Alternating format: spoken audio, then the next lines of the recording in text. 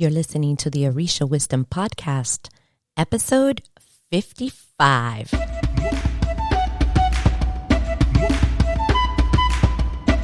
Welcome to the Orisha Wisdom Podcast, where positivity and spirituality create an enhanced life's journey with the wisdom of Ifa and Orisha. I am your host, Omileti Olubunmi.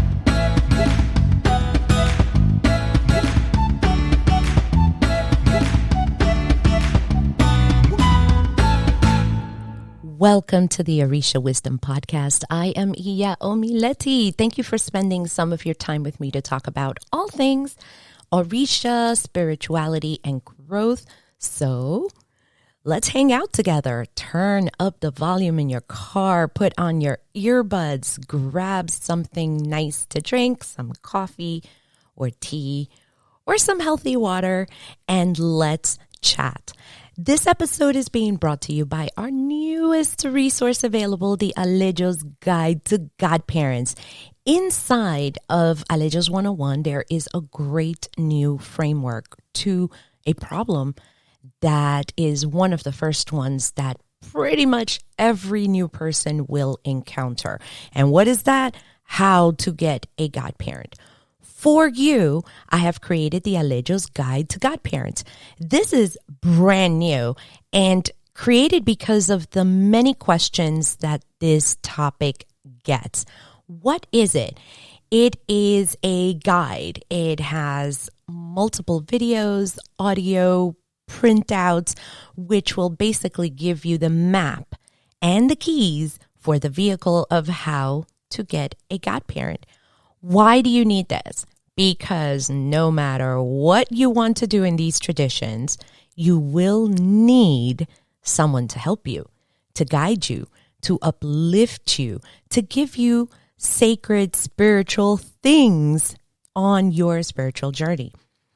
Because if you don't get the right person for you, you're going to continue where you are without the guidance and the help that you need. How do you get it? Go to orishawisdom.com/Omileti and click on the little image that says, finally, your guide to choosing the right godparent. I tried to make these images fun, people. Watch the quick video and get it, because it's an amazing opportunity that has come up from hundreds of your questions, from talking with you. And I want to put something together that will answer a lot of these questions and give you the tools that you need from experiences of other people, from my experiences, from other priests' experiences, and from my desire to see more new people finding where they belong. This is an Ask a Priest episode. For those of you who are new to the podcast, welcome. Ask a Priest is a series that we have where you, the community, gets to ask questions that you've always wanted to ask an Orisha priest. And now you have your chance. I will put on the show notes how you can ask your burning question for a chance for it to be answered here on the podcast, but the quick place to go get it would be orishawisdom.com/ask a priest, or my information link, which is orishawisdom.com/Omileti. And with that, let's get this episode going.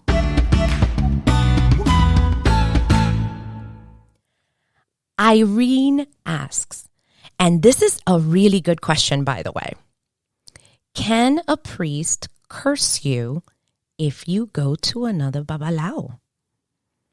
First of all, Irene, thank you so much for asking this question. It takes guts, and we're going to cover a little bit of it to answer it. The simple answer to this question, yes, a priest can. The complex answer, not quite important. Okay, let's go into it. Yes, a priest. Any priest can curse anybody if they know how. And I don't quite use the word curse, but I understand the context in which you're talking about. So I'm going to leave it like that, but not necessarily how we roll. Okay. If a priest is upset and wants to, quote unquote, curse you, it's not going to be as simple as lighting a candle. There should be animals involved. There's going to be jujus that need to be made. There's going to be things that need to happen. And on top of that, it's going to take time. My question is, why would this priest want to? This is where it gets a little bit more into the complex answer, because the simple answer is, yeah, if the person knows what to do, they could totally do it. Question is, why would they want to? Here are a couple of things that I got in my notes for you. If you are a godchild of this priest, we're going to have to say, let's just say, I don't know, we're going to call this priest a he, just or she, you know what? So that way we could differentiate. So let's say that this is a woman priest, an Iya. If you are her godchild, my suggestion to you is to find out how to exit so that you can go elsewhere. Meaning that if you are only at this point have been going to this Iya, like I said, I don't know if it's a male or a female based on the question. It just says, can a priest? And just for this example,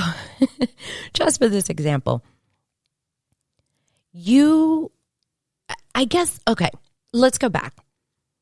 When I say if you are her godchild, that means that you are only going to her or her approved babalawos, right? Or priests for a reading.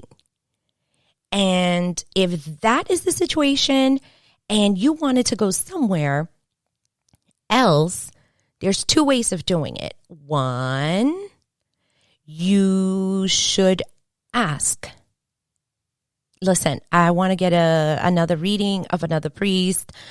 Will you come with me? Or can I go? I wish I could tell you something else, but that is the correct protocol because there are many things involved. There's lineages. There are sometimes priests, after hanging around for a long time, we're like, yeah, I really like this person, but I don't like the way this person reads. And that's okay. And usually a godparent, even if they're not the ones that are reading you, they will take you to their own people. And as it should be. And we may come back to this point, but that is the short and brief, quick answer. Here's something for you. If you are not a godchild of this priest and you're coming in as a client, right? So you're not this person's godchild. You have not received any sacred items from this person at all. You have not done anything in front of their Orisha where you are receiving something that is basically what clinches you to a priest as a godchild. Then I will tell you, this question shouldn't even be an issue. They're used to it. There are many priests that when they're working, they are dealing with not only their godchildren, right? As well as their families, like blood relatives, right? Their godchildren's friends and referrals and families. And clients, this means the community. And if you're going as a regular person without a godparent, that means you do not have a godparent, and you're going to Iya so-and-so. We're just going to use Iya so that I don't keep saying he. And you go to her for this reading, she should be okay with that because there is nothing that binds you to her. So you can go to another babalawo. However, the thing is, if you are her godchild and you go to a babalawo unbeknownst to her, this is considered very disrespectful within our traditions. And think of it like this. I'm going to try to think of an example. I was trying to think about an example to add. But let's say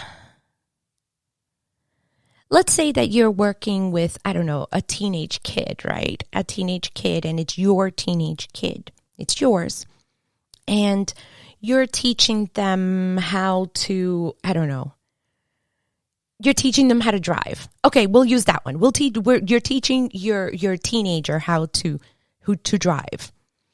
And you're like, listen, I'm going to take you to the parking lot and we are going to drive. Mom, I really don't like the way that you teach and blah, blah, blah. Okay, that's not a problem. I'm going to pay for this school to help you. And you pay the money and you take your kid there so that your kid will learn how to drive. Then you find out that this teenager of yours, let's use this boy, your son now has gone to somewhere else for teaching him how to drive when you're the one who took the time to take him to the parking lot. You used your car. You hopefully did not get it scratched up or something. You know what happens when we start driving. All kinds of stuff happens. Or you paid for him to go to a driving school for driver's ed and to get all his stuff together. And he goes behind your back to someone else and didn't even tell you about it. How do you feel? That's kind of like a real life example, but it's a lighter example than this. This is what godparents feel when they're godchildren, that there is a bond, there is a commitment there. They go to somewhere else behind their back. And that hurts, doesn't it? I was trying to figure out even earlier when I was writing down the notes, I'm like, what example am I going to use? And I'm like, I guess something will come to me. And I'm like, this is perfect. Because if my kid does it, I'll be mad. I'll be like, how dare you, you little ingrate. And then you wonder. And they're like, but mom, she's like taking it out of proportion. But I'm like, I just put in my effort. This is my effort, which is why it's protocol when you have a godparent that you go through this godparent. And that goes along for priests as well. This is not just for alejos. And I'll tell you that I recently had an issue. There are several places within our house that I can get a spiritual reading. The person that I was going to get a reading, unfortunately, she is not available right now. And I'm like, dang it. And my godmother, she's not available either for a reason or another. I did speak to her, but she just couldn't do it at the time. And I asked her and I said, listen, if this person's not available and I know you can't right now, can I go to another priest that I may know? And her answer was finite. No, wait until so-and-so returns. And that was it. I unfortunately have to wait, and end of story, because you give your godparent that respect. Does that make sense? I hope I see some nods. I'm going to see visions of people nodding like, okay, I get it. I wanted to put this note, and I wrote this down, and I wanted to highlight it. So imagine this being highlighted with big red background and black or white letters, something that is really big for you to remember. When dealing with scammers overseas, Yeah, I'm going to go there. When dealing with scammers overseas, I wouldn't worry too much because they use this as a threat. If you go to another priest, I'm going to curse you and I'm going to curse your family and I'm going to do this and I'm going to do that. And it's freaky. I've had some people come over even through Alejos 101, our big program, and they're freaked out because they were dealing with a scammer from Nigeria, which is very unfortunate because this is where our traditions come from. And they say, if you go to somewhere else, I will curse you. You will lose everything. And I have to tell you that sucks that you're using a person's fear that way. Now, let's talk about that because I love talking about that. I wouldn't worry about it too much if this is the case. Let's say that you're like, whatever, you kind of asked me to send this and to send that. I'm going to go to another priest. And you're like, if you go to another priest, I will curse you. Don't worry about it. Why? Because it takes resources for that to happen. And that means it takes money. Yeah, we're talking about animals and other things. And maybe animals are not going to be used, but it's going to take resources and things. There are things that need to be put together. Time needs to happen as well. And it's not a one-off, like they're just going to put together a couple of twigs and kill a chicken and call it a day. It doesn't work that way. You would have to continue to work on that. And I have to tell you, they're very busy with other people trying to scam them. You are not their priority. You're not. And I have to, I actually made a little note here that says,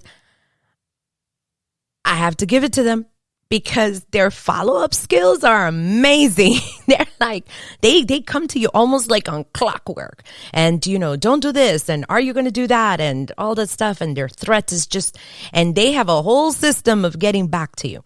But if you're dealing with this, with Baba, long African name here, and who has popped into your DM and you started dealing with him and this threat came about, I wouldn't worry about that too much.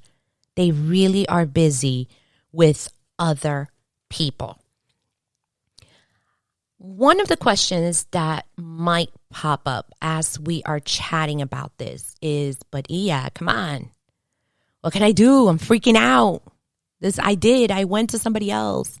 I don't know what to do. And I think that I'm going to die or whatever it is that you feel. I would suggest a couple of things. One, pray to your good ancestors. By now, I am hoping that you have an ancestral shrine or a boveda and pray. And pray. Seriously, go there and pray.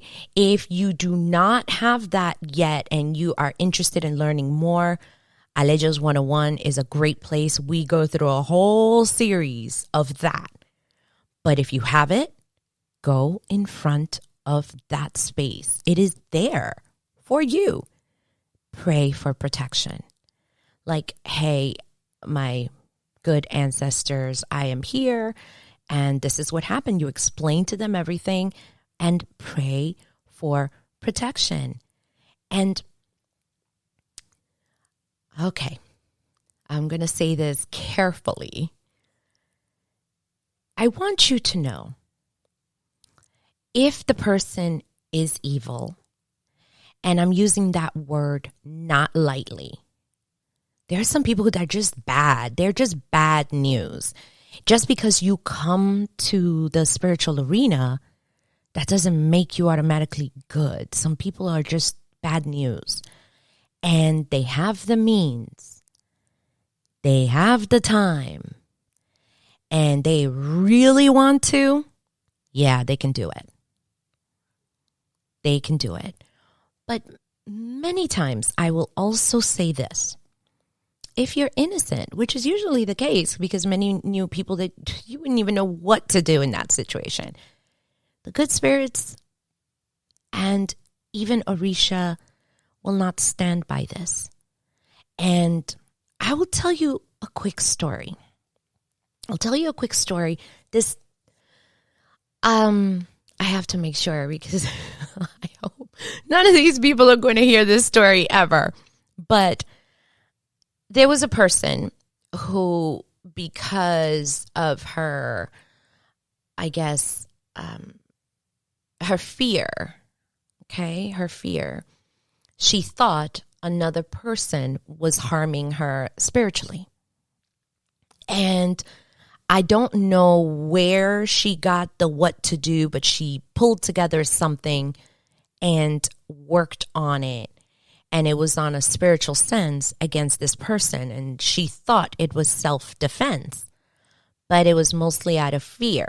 So woman A is doing things out of fear to person B. What happened next? It was shocking to me when I got to hear of it. Person B is not an initiate in any way. Person A was. Person B, nothing. She went along her life. She had no idea that any of this was happening. But what person A did not realize is that person B's eguns were not having any of it. Even though person B was not initiated, had a connection with her guides. Yeah. And person A got an interesting, I'm not going to say beating because that's a little rough, but it didn't go very well for her. And it was a very scary situation for her because she unfortunately did something against a person who there was no reason. It wasn't even like a self-defense. And even though it wasn't within our traditions, it was still a spiritual thing. And person B's eguns were like, you're not doing that. And this is why I mentioned this, because, and I notice I didn't just say like eguns, right? I just said good spirits, because you may have excellent guides who are like, you know what, this is my daughter, Irene, I'm going to take care of her and she's looking for her way. I'm going to watch out for her. And if somebody does something to my daughter, Irene, I'm going to get you, because I'm not going to let anybody touch my daughter until she's in good hands, and we'll deal with that later. And you might be able to do that, which is smart to begin to understanding at least your ancestors, your eguns. And the bóveda, if you're coming in through Lukumi, oh my God, that's a great place to also start. Because if anything is going on, they're going to be one of your first lines of defense against that. I wanted to add something when it comes to Ifa. So let's say that you're dealing from one priest in Ifa and you went to another priest of Ifa, and you're wondering if the first priest of Ifa, the first awo, or the first babalawo could hurt you. I wanted to let you know that in Ifa, there are 16 principles of Ifa. I have seen this in Lukumi. I've also seen this in Ifa. Isheshe, the ones who follow that section, they're just slightly different, but I've seen it. And one of them is on both. It says not to harm another human being. And I wanted to mention that for you because I'm kind of hoping that if anything, they may have just kind of said that in anger or resentment, and hopefully not followed by any action, because no matter what, if they do, they're breaking one of their oaths of the own principles, and they have to be an example to communities. We're talking about priests, and that's hard. That's really hard when you have to also be a good girl or a good boy and you want to beat somebody up because you have oaths that you took when you took the priesthood. So I'm just saying that if anybody said anything to, hopefully it was just like, I'm really mad at her. I can't believe she went to another priest when I'm here, blah, blah, blah, blah, blah, blah. And they're just raging because the truth is it does take quite a bit. And it's going to take quite a bit more than once. Okay. I want you to keep in mind as a client, right? As a client, you can go anywhere to any priest. I know some people who love getting readings. Oh my God, if they could, they'd get a reading daily. Do they finish their bows? No, but they do get readings often. I would suggest the most, I'd say maybe if you absolutely can and want to, maybe once a month. And that's if that's a lot. But as I've mentioned before, every 6 months or twice a year, I mean, at a minimum once a year, but every 6 months is good. I know some priests that get readings every quarter. And if you have a set of priests to go to, then you can rotate and do your reading as well as your ebos. But really, if you are not, here's the key part. If you're not the godchild, you're free to go anywhere you choose as a client because priests serve the community. That's what they do. That's what they do. Now, if you are a godchild, this is where you must remember that there are protocols and rules to follow. If you are a godchild, you cannot, please don't do it. Don't go behind your godparents' back. I don't even know how many times I've said this. We have a large community, but it's tiny at the same time. It just amazes me how I remember most of the people who were at my Ocha or my drumming. And if I mention, oh, yes, so-and-so was here. Oh, yeah, that's my so-and-so from so-and-so. All of a sudden, everybody knows everybody. And I'm like, yeah, you can't do that because priests talk. They really do. And it eventually comes out. It's not like they're talking about you. It's just that it comes out because we are a communal type of traditions. So at some point, somebody's going to be together with somebody at some religious events, and I don't even know how, but it just happens. So protocols for in the future. Go only to your godparent, period. This is why it is so important. This is why this is the resource that is sponsoring this week's podcast, because if you do not choose correctly, you're going to struggle. And you don't want to live constantly in, oh my God, I got to sneak because, I went to this priest quietly. Don't tell my godmother or my godfather because if he finds out, oh my God, he's going to kill me. Who wants to live like that? Honestly. And I mentioned my own, that I went to my godmother like, hey, I know that I'm scheduled to see so-and-so, but she's not here right now. I know you can't right now. Can I go somewhere else? And her answer was no.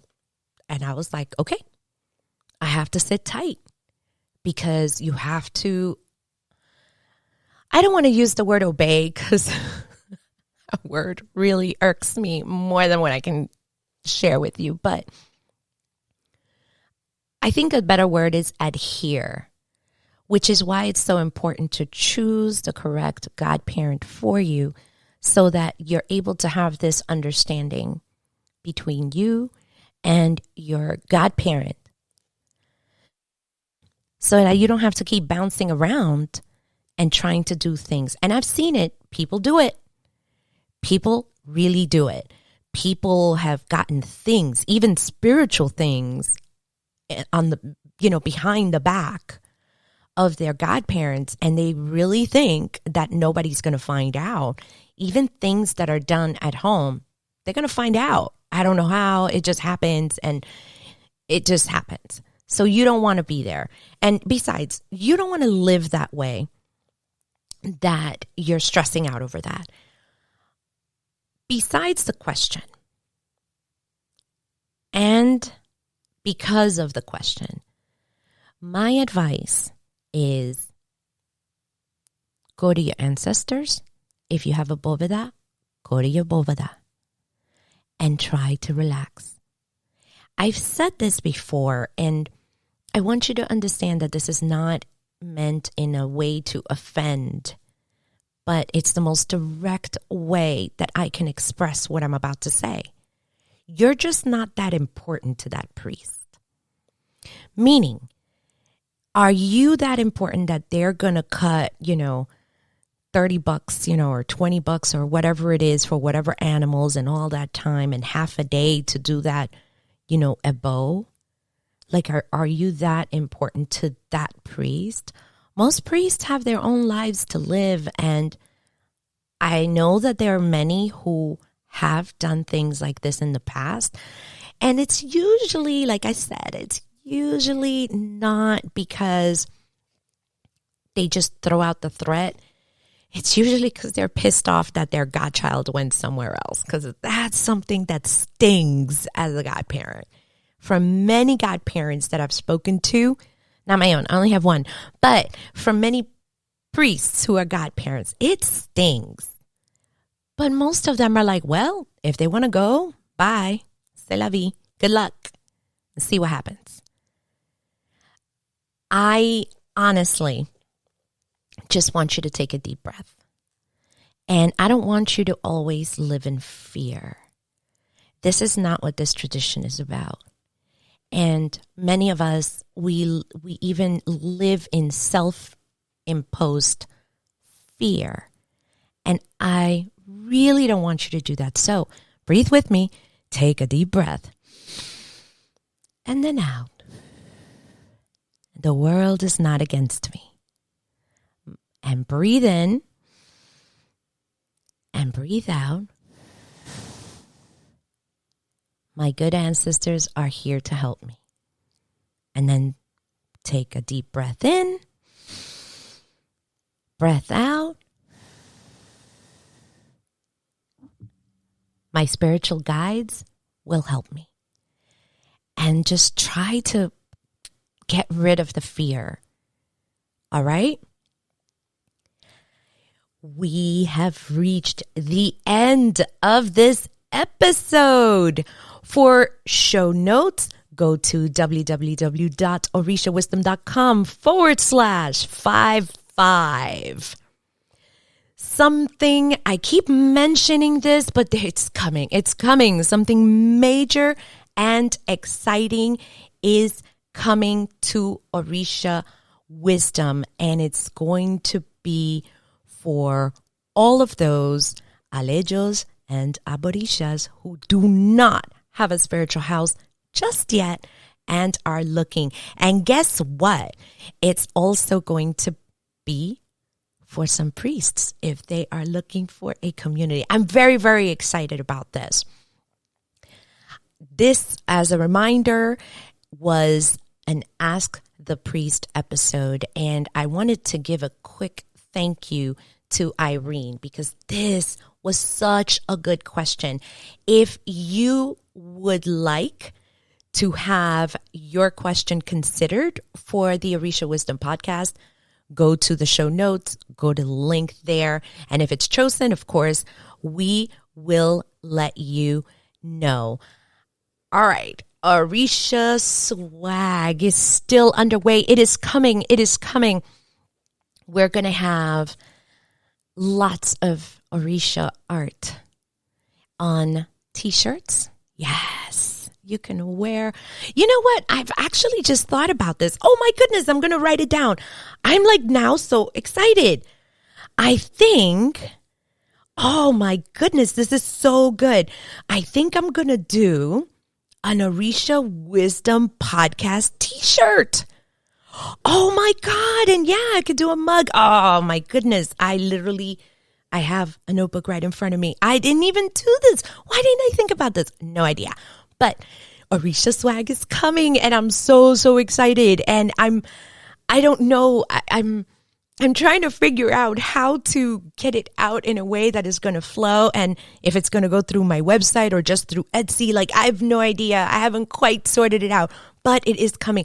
Oh my God. Now I'm really excited because I want to wear one of the Orisha Wisdom Podcast shirts. That is so super cool. So it is coming. Keep an eye out or an ear out for the Orisha Wisdom Podcast. If you are already part of our mailing list, you are actually the first ones who are going to find out. So make sure, if you really want to know, that you are on that list. As for our other sponsor, which is Olubunmi Creations, I wanted to thank you, the community of listeners, because you guys are like, yeah, we want to support. And here, I want to place an order for this Orisha inspired jewelry or this message that is stamped on metal. And they're going to be the last ones to be done. And I've gotten your messages. And I wanted to say that it really humbles me to see that. And somebody in particular just wrote to me like, Iya, don't worry, we are listening. And when I read that, it came in a time that I really needed to hear something positive. Oh my God, I'm getting all teary-eyed because sometimes, life strikes you really, really hard.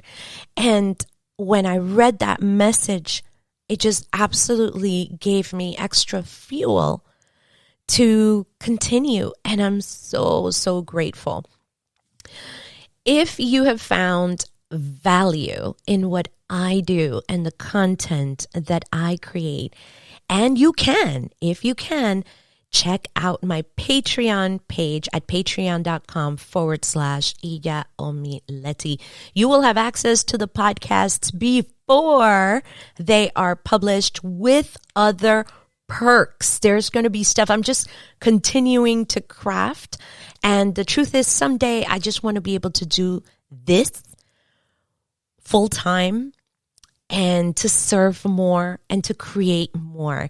And if you can and wish to support, that would be absolutely phenomenal. And with that, I did say that for Patreons, I was going to give them kudos and a fun mention. And I wanted to take the time to do that now. I wanted to give a huge shout out to the first Patreon of the Orisha Wisdom Podcast. I love this guy so much. He is Will. And Will, I just want you to know publicly that I am so grateful for you. And why? Do you know this is his idea to do Patreon? He's like, Iya, just do it. And I did not want to do it. I was like, no, not going to happen. And he's like, you should do it. You should try Patreon. And people are going to see you and they're going to want to support you. And I didn't want to do it because I was scared. I wanted to give him right now a shout out. Will, thank you so much for your support and your ideas. And as my very first Patreon, I just want to give you the first Patreon kudos here on the Orisha Wisdom Podcast. And yes, I will be giving more kudos to other Patreons as you are coming in. And I'm so grateful. Remember, if you're looking for a godparent, if you want to know how to choose one, when the opportunity comes up, check out the Alejo's Guide to Godparents. It really is an awesome resource, and I'm always continuing to build into more because it excites me to watch a person come in from I don't know anything to going to where they need to go. To me, that's like kind of like, when you're a kid, you put them on the first little trike and then you put them on the training wheels and you finally start taking the training wheels off. Oh, that is like the best feeling ever. And that is how I feel. All right. Just a couple more. If you're absolutely loving the Orisha Wisdom Podcast, give us a comment, give us a review, go to iTunes, let us know. I read everything that it goes in. I may not respond like within 24 hours, but I do. I read every single thing. On YouTube, make sure you subscribe and you click on that little bell icon that is there and comment and share it. And I will let you know as soon as a new video podcast is uploaded. Stay tuned for the next couple of episodes. We are going to be talking about more of Ask a Priest questions and other Orisha-related topics. I can't wait. It's a very, very, very exciting. And I can't wait. And of course, lastly, remember, in order to get to all of these fun details, go to orishawisdom.com/55. Until next time, may the elevated ancestors and all Orisha bless you immensely. Odabo. Thank you for listening to the Orisha Wisdom Podcast. Be sure to check out the show notes at orishawisdom.com/podcast. Can't get enough of Orisha Wisdom? Check us out at orishawisdom.com and subscribe to our community. Remember, the wisdom of Ifa and Orisha is all around us. Be blessed, and until next time.